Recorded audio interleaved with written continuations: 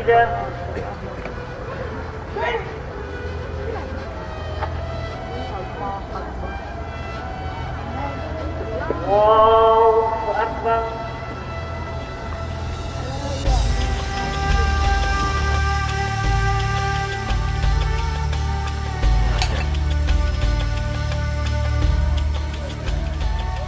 is hard to believe it's the 21st century.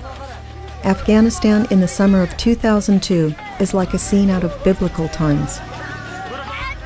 The country has not modernized as much as its Muslim neighbors. Donkeys, horse carts, and camels are still the primary mode of transportation for many Afghans.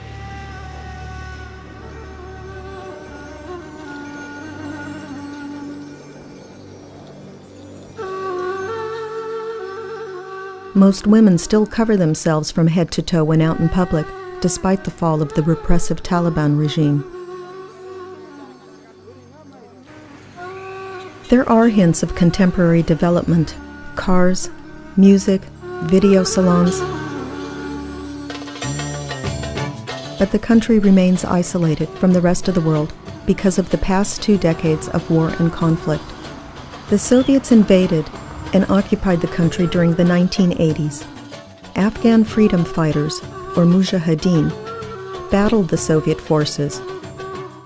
They were largely ineffective until they were supplied weapons by America and Arab countries. The heavily armed freedom fighters became warlords. Years of civil war, led by opposing warlords, followed the Communist Army's departure. In 1996, Taliban forces gained power and initially had the support of the people for their ability to stop the abusive warlord soldiers. The warlords then formed shifting alliances to fight the Taliban. Over these years, millions of Afghans fled their homes and country to escape the fighting.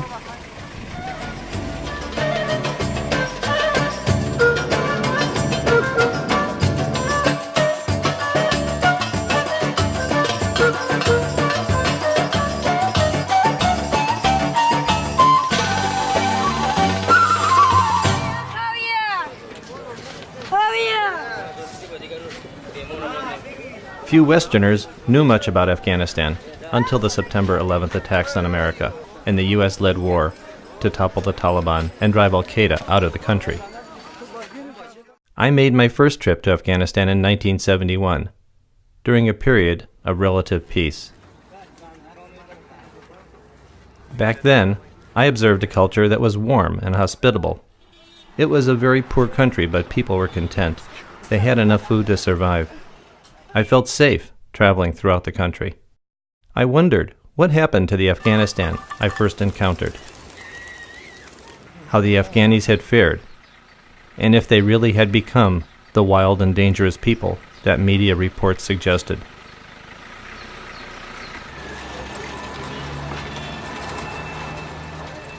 Now, 31 years later, I was returning with my wife Olga, a Pulitzer Prize winning photojournalist who covered Central Asia while working for Associated Press. Cliff and I wanted to see how these people were doing after more than 2 decades of war and liberation from the Taliban. We heard the country was at peace and refugees were returning, and we wanted to see for ourselves what that really meant.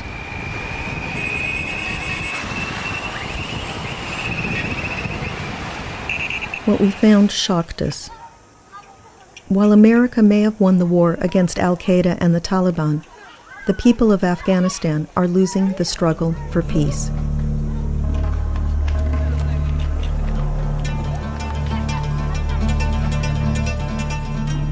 As we crossed the border from Uzbekistan into Afghanistan in June, the Afghani border guards seemed not quite comfortable in their new uniforms.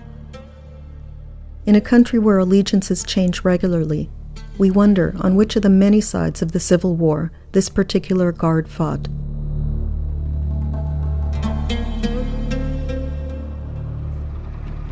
On the way from the border to the city of Mazar-e-Sharif, we are stranded by desert sands blown over the road. That's a rough road. This is still a super highway. But difficult road conditions and lack of transport don't stop hundreds of thousands of refugees anxious to return to their homeland. The tide of people is overwhelming aid providers and creating a crisis that grows more unmanageable by the day. In the past 4 months, Afghanistan has seen more than 1.2 million refugees return from neighboring countries like Iran and Pakistan, and 500,000 more could return by year's end. It's one of the largest and fastest voluntary migrations in history. Another 400,000 internally displaced persons, or IDPs, currently remain in camps within Afghanistan, unable to return home. At first, the refugees' quick return seemed an enormous victory, a reflection of Afghanistan's relative stability. But now, aid organizations and government officials say it's a disaster in the making.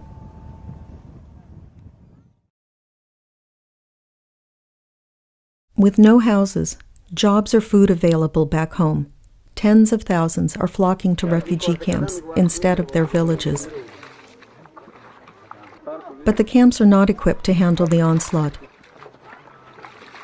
Aid organizations that sponsor them are running out of money, and living conditions deteriorate daily. Compounding the problem, many Afghan IDPs continue to arrive in camps from the country's troubled northern regions, where fighting between warlords makes it too dangerous to stay. One camp experienced the onslaught is Saripul, a remote hamlet in northern Afghanistan, about 3.5 hours by car from Mazar-e-Sharif.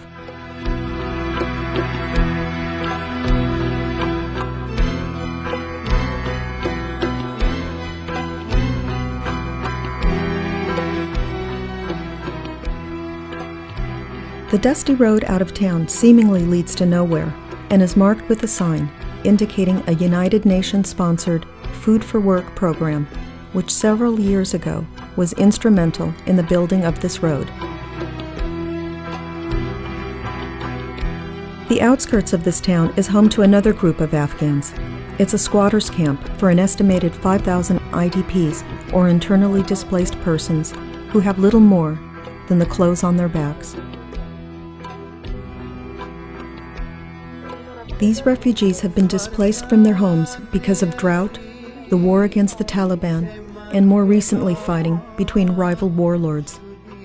We talked to some who fled their village and homes in the Koyistan region about 11 months ago because of the fighting.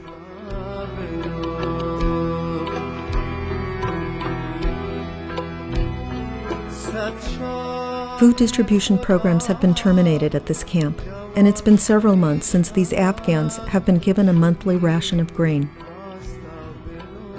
A small medical clinic still functions nearby and helps coordinate a daily delivery of water to the residents of this shanty town.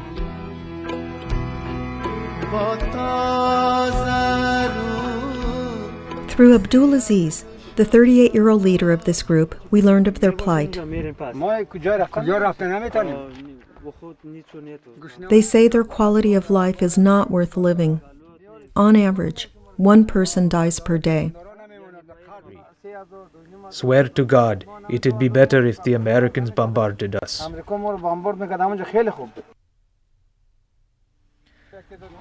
We didn't bring anything with us. There was war. We just wanted to bring our children and ourselves. We had to run. Their homes are destroyed, their possessions looted, and their fields are barren. They can't move closer to the neighboring town because the local people don't want them. They're stranded with nothing.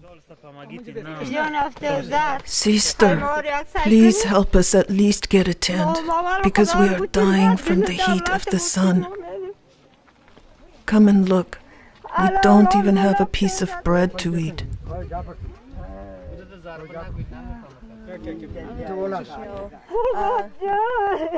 This is Haknya's Hal Halboy.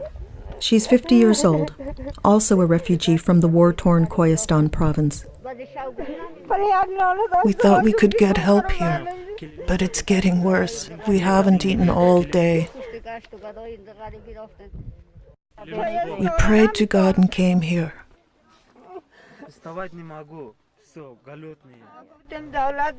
We want God to help us. I swear we have nothing.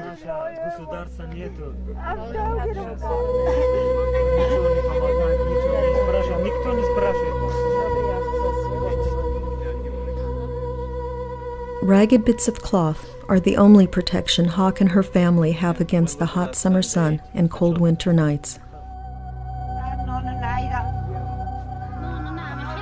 From the time we woke this morning, we haven't seen food. We haven't eaten all day.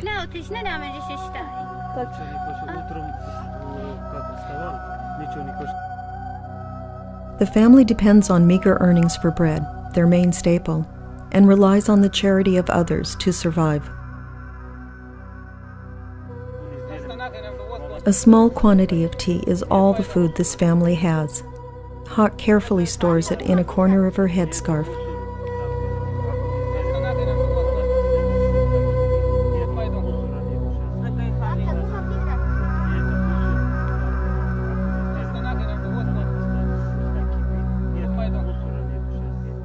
Peace Winds provided 500 high-quality tents several years ago for officially registered refugees.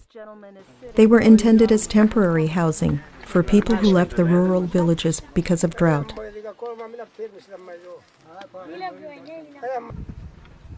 Despite the fact that camp administrators are trying to get people to leave, thousands of refugees still use them today, and an unofficial camp continues to grow with makeshift tents. Families lucky enough to get Peace Winds tents have better shelter than their neighbors a few yards away at the unofficial camp, but their lives are just as difficult.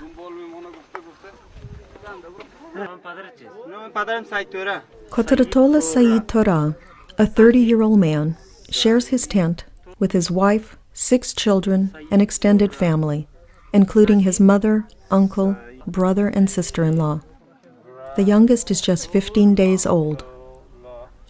They all fled their rural home a year ago when fighting against the Taliban broke out. Both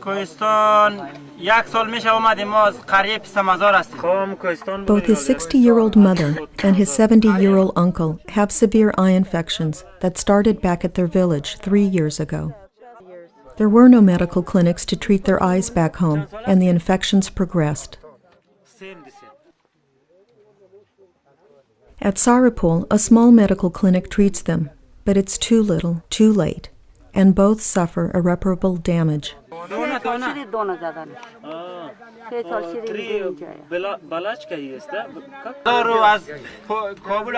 been to other camps. We've been everywhere. We've been to Kabul, and finally we came here. We have nothing to go back to. We've been stuck here for a year. We're hungry.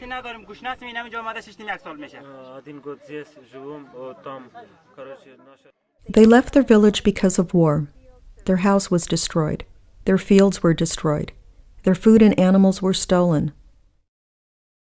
They heard rumors of food distribution at Saripul and possibilities of work at the nearby town, so they came here. Work and money have been very scarce. Tea is rare for them. Food distribution programs have ended. To earn money for food, his wife weaves wool fibers into a crude animal harness, which she hopes to sell.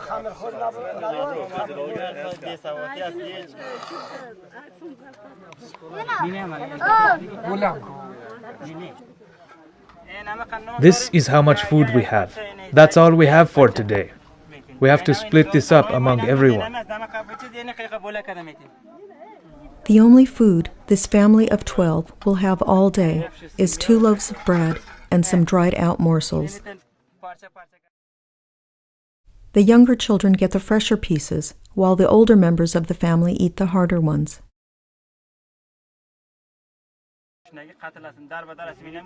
We're dying here. One day these children have food, then they don't the next day.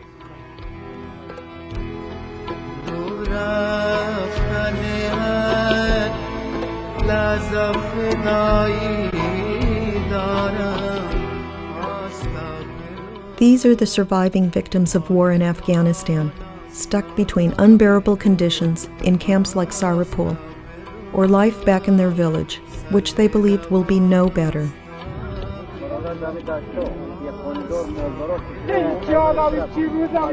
Do something.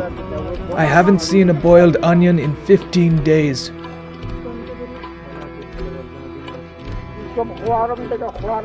God, why did you make us like this?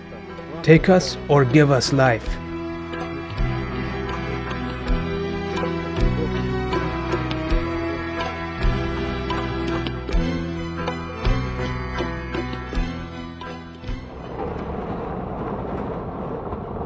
Cliff and I were stunned by the conditions we found at the Saripul camp, and we wanted to see if others were as bad.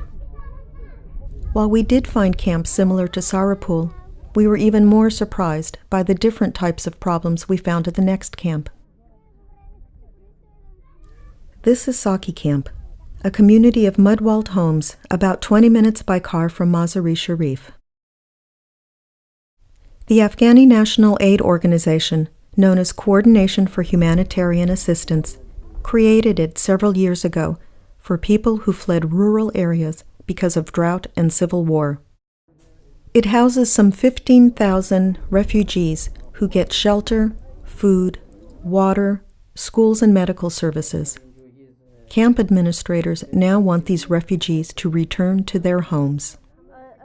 70-year-old Muhammad Ullah Akbar is an elder for 300 families from the Alborz mountain region. He's lived at the Saki camp for 11 months, and like many from his group, says he won't return to his village as camp administrators hoped.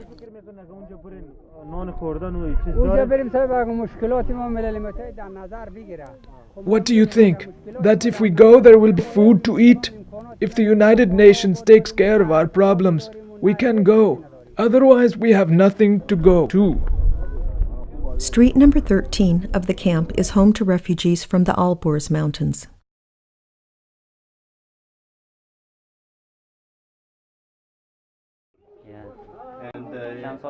Ahmed Kandigul is 45 years old.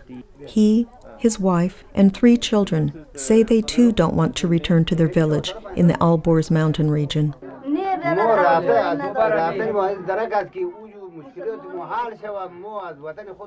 We're not running away from our land, but I don't have a donkey to bring water. How am I going to live there?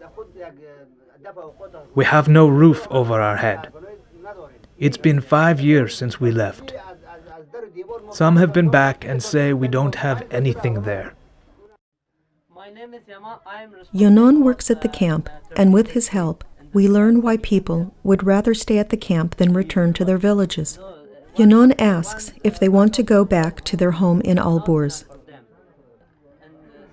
A promise of wheat distribution back home is not enough to satisfy this family's needs. They want to stay near the city, where they can find work for extra money.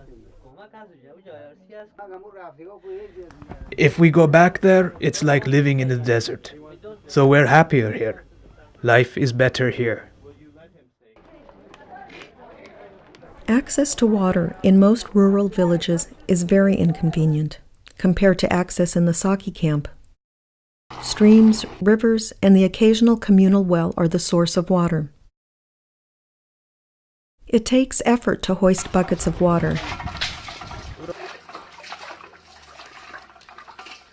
and more effort to carry them long distances. By contrast, fresh water flows freely at the Saki camp thanks to United Nations funding. There are spigots and water at several locations, so water is easily available for cooking, washing, and bathing.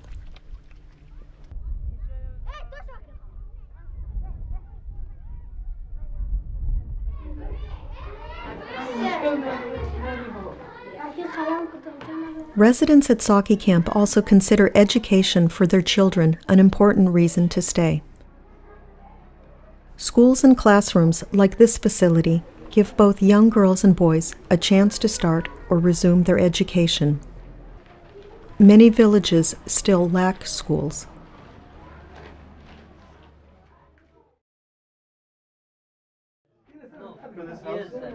62-year-old Roland Cloudot and his wife Nude Nisso live at the Saki camp with their 3 surviving children. 3 other children have died over the last few years. If we went back to our village, we don't have our fields. We don't have a donkey. We don't have our home. How are we going to survive there?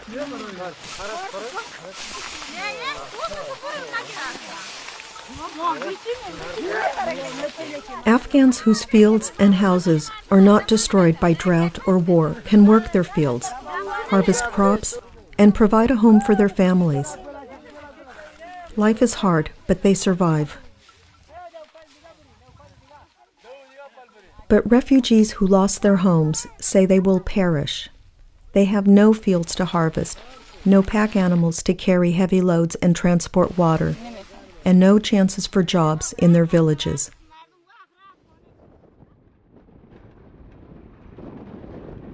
So thousands of them flock to the city on a daily basis.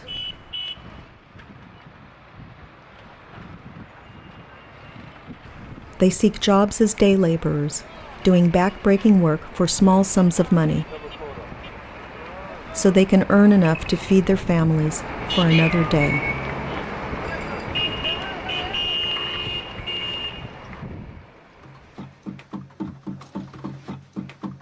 While some young boys follow their fathers into the city to hunt for odd jobs, other boys and girls find employment by making carpets at local factories.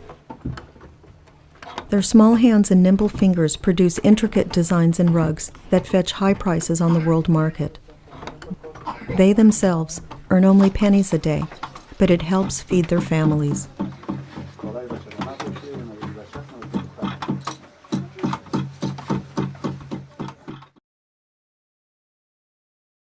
An Office for Coordination of Humanitarian Assistance is located at the site where Director Muhammad Islam Yari oversees the operation of the camp.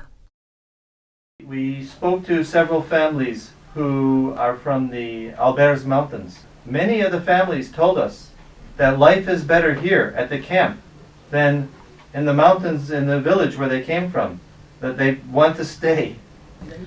Yes, this is also exactly right, but what should we do? We cannot continue the education, the health, and any other development in the camps. Camps is temporary place for the IDPs or for the people. We solve their problem in their origin place, not in the camp. The camp is a temporary place for the IDP. Because of it, the people now used to receive many foods free. It is since a long time that our people receive free food. Now they are used to. This is become their habitual. Now we are stop the emergency program. We are going to do the development program. We have to push or have to encourage these people to go to their villages and start the development programs. Efforts to relocate families from the Saki camp to their village in the Alborz Mountains were postponed. Security problems plagued the countryside and slowed or stopped rural development efforts.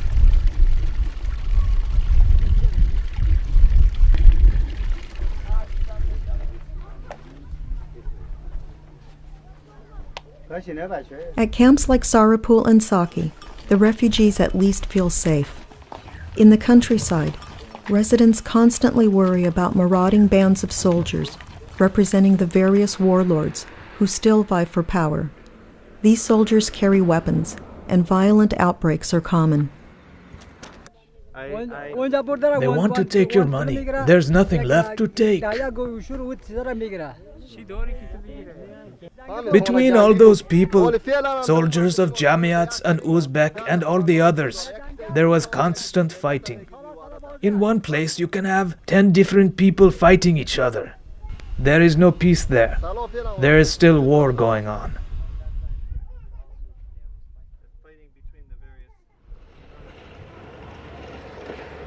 Scenes like this are common throughout the countryside. Soldiers come through town with their weapons, stealing what they can take from the villagers and leaving fear in their wake. Often soldiers from different factions cross paths, and misunderstandings escalate into gun battles. In April, 20 soldiers died in a battle near the first refugee camp we visited. In June, Uzbek and Tajik forces battled, leaving 150 families homeless. In August, 50 soldiers died in fighting between Tajiks and Pashtuns. 17 Uzbek and Tajik soldiers died during fighting in September 2002. One such outbreak took place in the town of Sholgara, not far from Mazar-e Sharif, a few days after our first visit to Saki camp. We went there hoping to better understand the problems and difficulties of rural security. In the case of the Sholgara gunfight, a member of Uzbek warlord Abdul Dostun's forces switched loyalties and went over to the Tajik warlord commander under Muhammad Atta. He brought one of Dostum's weapons along with him. That angered Dostum's commander, and the dispute escalated into a battle between 100 soldiers.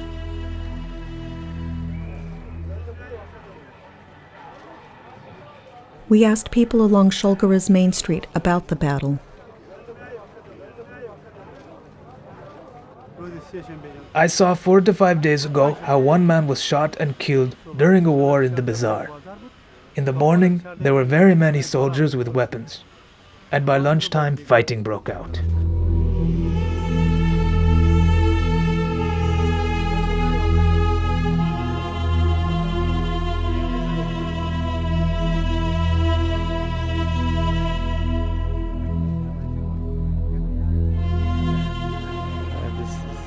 Not peace. Ruidar Akhbari is Sholgara's police chief. He was on duty the day of the killing on the dusty main street. Like so many other police chiefs in similar towns throughout Afghanistan, he is ill-equipped and unable to deal with the violence that often breaks out. Now we have a lot of weapons. We won't have a war if we have a strong government, if we gather all the weapons. Then it will be good. If this doesn't happen, then it will never be better than now. If they don't take away the weapons, war will continue. All the people anticipate big battles.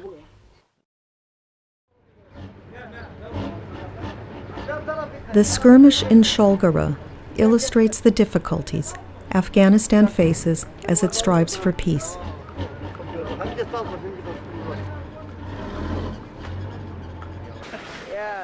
An entire generation of illiterate men, aged 18 through 30, has no skills beyond their training for war.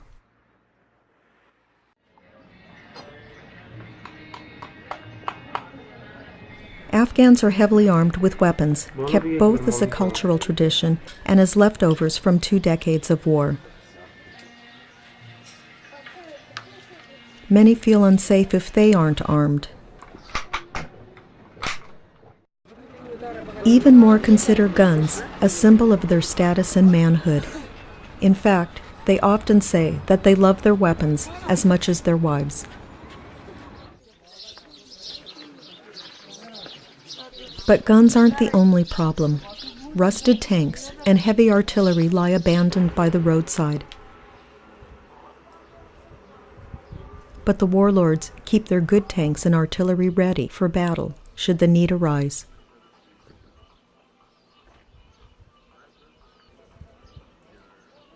After 20 years of war, leftover landmines are a constant hazard. In fact, hidden explosives are so common that those areas demined by the international community are marked so villagers know which ones are safe. The government is trying to end the violence by sponsoring a weapons collection program. As of late July, 50,000 pieces had been collected, but the goal is to gather 1 million, and many Afghanis are reluctant to give their weapons up. The weapons collection program by the Karzai government has been a failure. Making matters worse, antagonism between warlords continues, and ethnic conflict is on the rise. President Hamid Karzai's fledgling government is still weak, so it has trouble exerting power over those warlords. and the United States has been sending mixed messages about how much of a role its peacekeeping force will play.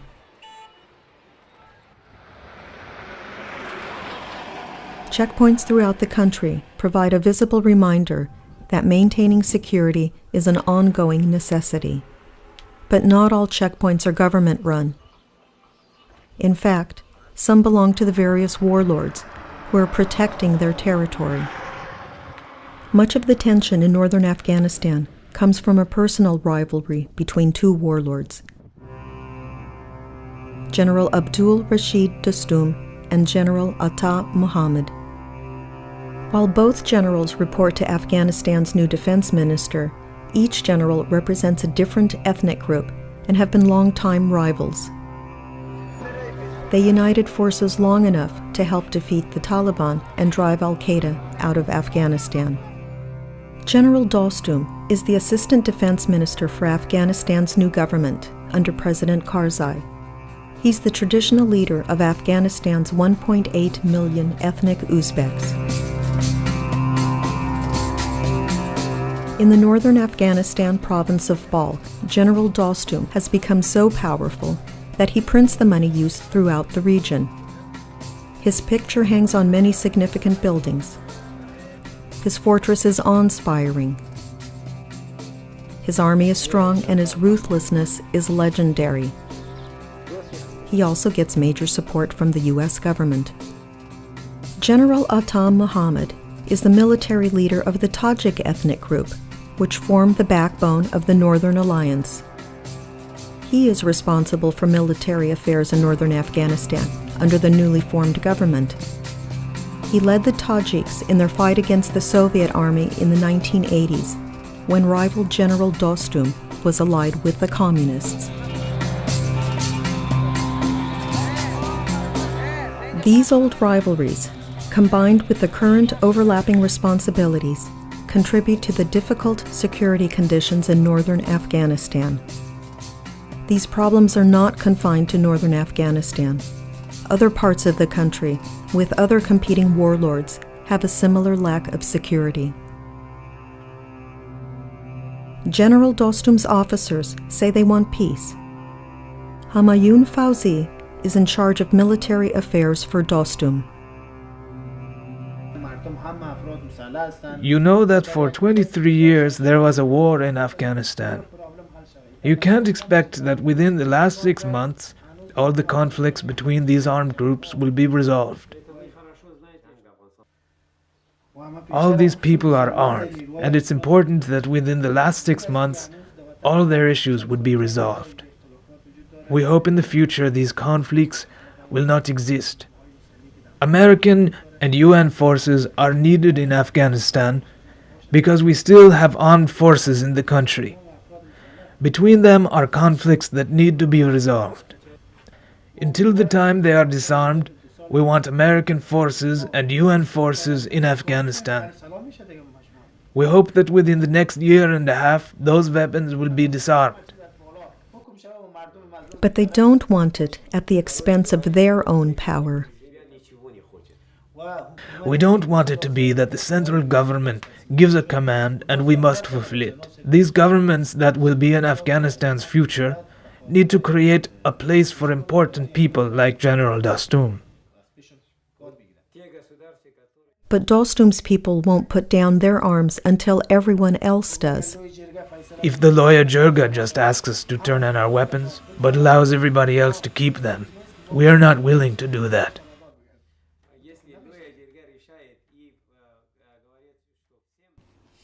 General Atta's forces also claim to favor peace and the laying down of weapons. Saeed Wasah Ullah is an army general reporting to Atta and is responsible for the northern region of Afghanistan. The first and important decided in Loya Jirga, the disarming. This is the first and important decide. I have 1,000 soldiers, and if I'm ready to get all of the weapon to central government, my soldier is ready. When Mr. Atta is ready, he has 21,000 soldiers right now, armed soldier. If he is ready, soldier is also ready. I'm right now tired from war. But if need be, Attah's forces are ready to take up arms again. We fight for 6 hours with these people also. Also, if anybody more want to come to Afghanistan and want to give some part of Afghanistan, we are ready for fight for our country. That is precisely what worries people in the cities and universities throughout Afghanistan. At the recently reopened Balkh University, teachers and students had much to say about Afghanistan's prospects for peace.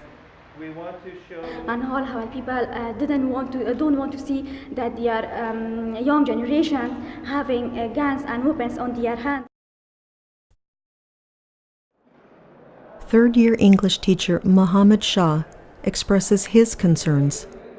For the time being, we need United Nations soldiers. We need, because now this is the new established government. It is going to be a new established government in near future. We need someone to support us, because during 23 years fighting, many troops who are together right now, they had fighting with each other previously.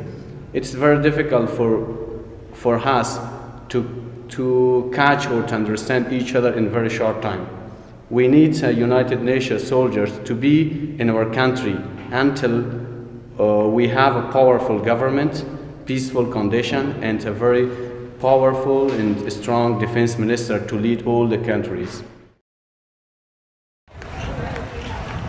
I am a student at the University in Law and Political Science.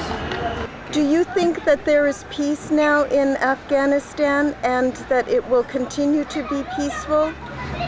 Yes, right now the peace is existing in Afghanistan since the foreigners have come here.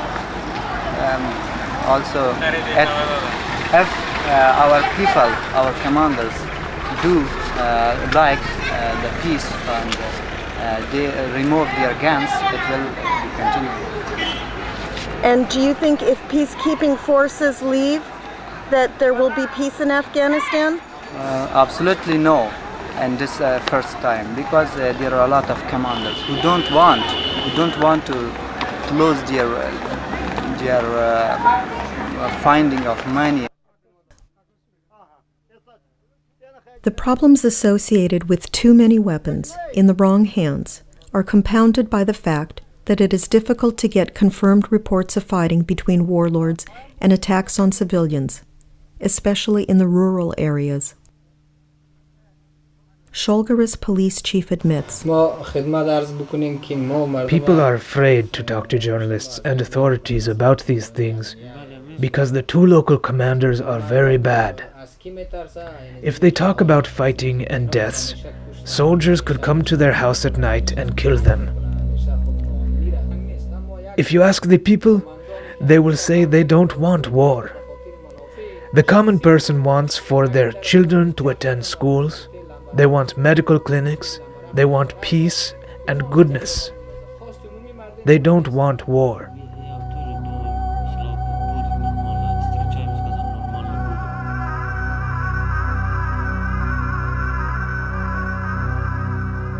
These are a small but representative group of the more than 1 million refugees now dislocated in Afghanistan. During Afghanistan's war against the Russian occupation, America sent hundreds of millions of dollars of weapons to the Mujahideen. These weapons, and the abandoned Russian weapons following their defeat, helped fuel the brutal civil war that followed. The Taliban came to power to end the civil war between rival warlords armed by America, Russia, and the Arab world. The Taliban captured many of these weapons. In 2001, the Americans joined forces with the warlords to drive the Taliban from power. Again, America poured huge quantities of weapons into the hands of the warlords. The Taliban were defeated, but the weapons remain. The Afghan war is not over, and villages outside the capital are not safe. The huge quantity of weapons choking Afghanistan help create the conditions that face these people now. As long as the weapons remain, the refugee problem will continue to worsen.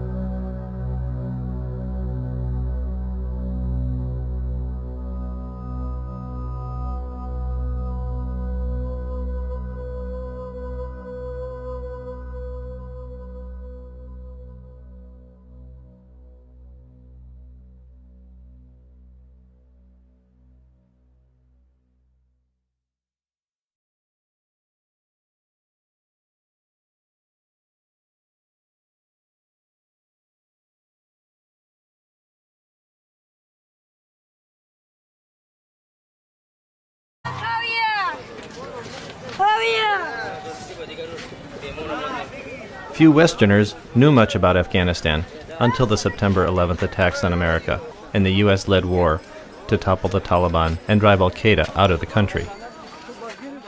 I made my first trip to Afghanistan in 1971, during a period of relative peace. Back then, I observed a culture that was warm and hospitable. It was a very poor country, but people were content. They had enough food to survive. I felt safe traveling throughout the country. I wondered what happened to the Afghanistan I first encountered, how the Afghanis had fared, and if they really had become the wild and dangerous people that media reports suggested.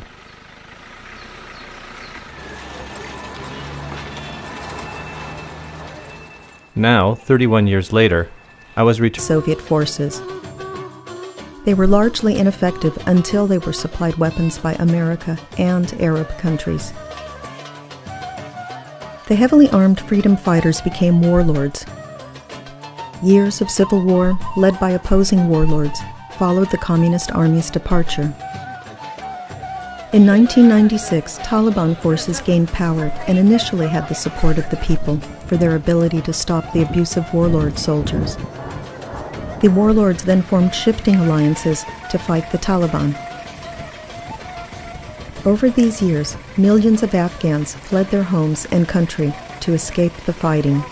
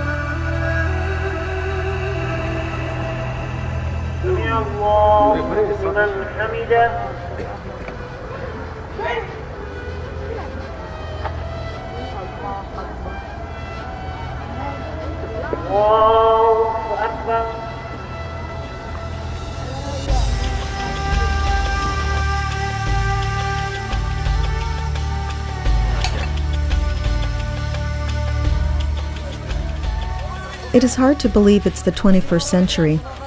Afghanistan in the summer of 2002 is like a scene out of biblical times. The country has not modernized as much as its Muslim neighbors. Donkeys, horse carts, and camels are still the primary mode of transportation for many Afghans.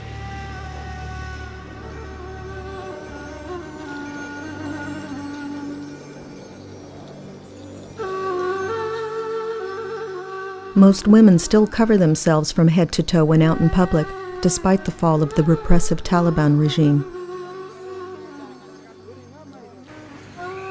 There are hints of contemporary development: cars, music, video salons. But the country remains isolated from the rest of the world because of the past 2 decades of war and conflict. The Soviets invaded and occupied the country during the 1980s. Afghan freedom fighters, or mujahideen, battled the Turning with my wife Olga, a Pulitzer Prize winning photojournalist who covered Central Asia while working for Associated Press. Cliff and I wanted to see how these people were doing after more than 2 decades of war and liberation from the Taliban. We heard the country was at peace and refugees were returning, and we wanted to see for ourselves what that really meant.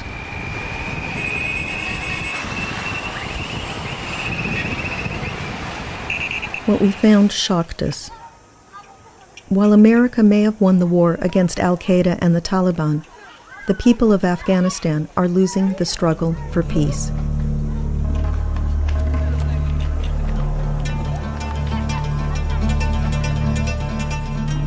As we crossed the border from Uzbekistan into Afghanistan in June, the Afghani border guards seemed not quite comfortable in their new uniforms.